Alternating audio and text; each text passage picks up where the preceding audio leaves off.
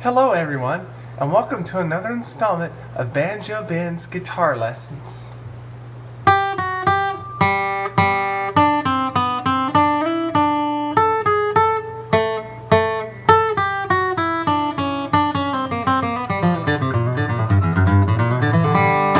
That's more like it. That bluegrass is where I'm at, I tell you. And I've got a great lesson for you today. It's called Bag of Licks. And what I'm going to do, I've had so many requests just for more lessons like my G-lick videos that I'm going to post just a lesson of like 2 licks for each chord, G, C, and D, and then we're just going to practice putting them together in all different sorts of combinations. Okay? I think this will be very useful for you, so enjoy.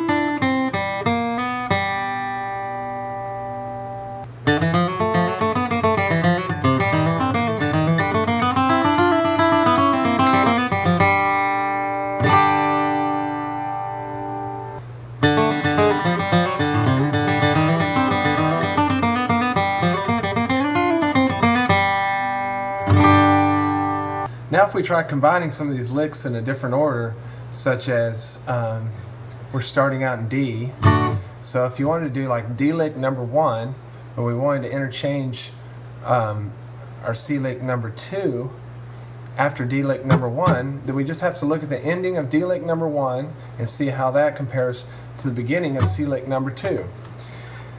If you go back through the licks, you see that the end of D lick number 1 ends like this. And the beginning of C lick number 2 starts also with an open D string. Well, there I probably wouldn't want to play those 2 open D notes in a row. So I would manipulate the end of D lick number 1 just a little bit. Instead of going, I might do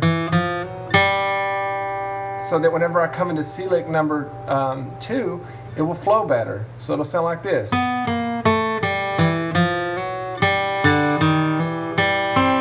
See how that works? Instead of, which is okay too, to have those two Ds back to back. Okay, let's look at one other combination.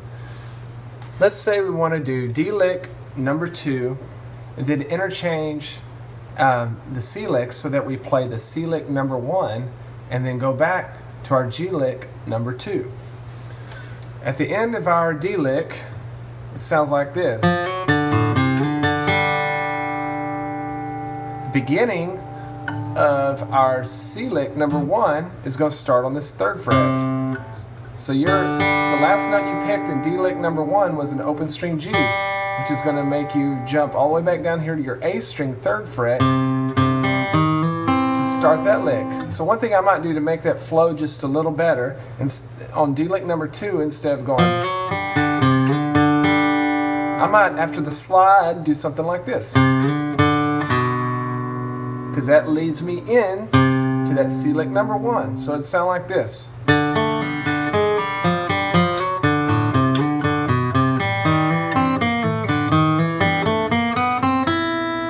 Okay, now we get to the end of that C lick, and that leaves us, our last note was that open E string up there.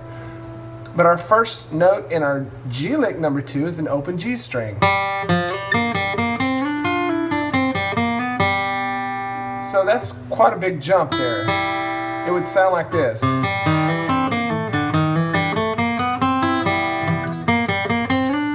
Okay, this sounds okay, but it doesn't really lead your ear. I like for it to try to be as smooth and as rolling as possible, except in certain situations where you want it to sound jumpy and choppy. So what I'm going to do is manipulate the end of this C lick number 1 to bring our ear back down to this open G string to start our G lick number 2. So I might do something like this.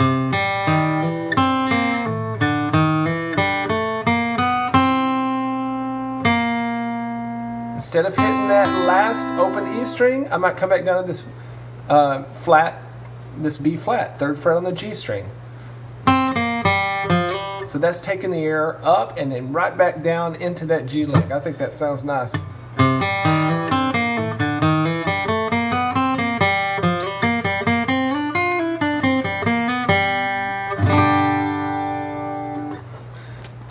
Okay, the point of all this is just to help you start learning how to make your own licks, make your own solos.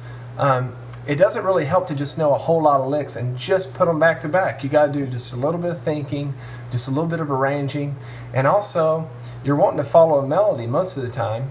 So the trick is to take these licks, manipulate them into what sounds like the melody, or they can be used in dead spots, like in my I'll Fly Away arrangement that I've posted on YouTube. When we get to the end of the phrases where the melody note's just holding a single note, that's where I kind of have freedom to mess around with it a little bit and throw a little bit of that flair in there. So I hope you enjoyed this. Practice them up and get to where you can play one right after the other and interchange them, and they just become natural to you. Good luck.